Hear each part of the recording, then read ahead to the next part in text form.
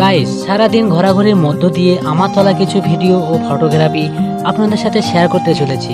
আর এই ভিডিওর কত নম্বর পার্টটি ভালো হয়েছে সেটি কমেন্ট ও লাইক করে জানাতে ভুলবেন না।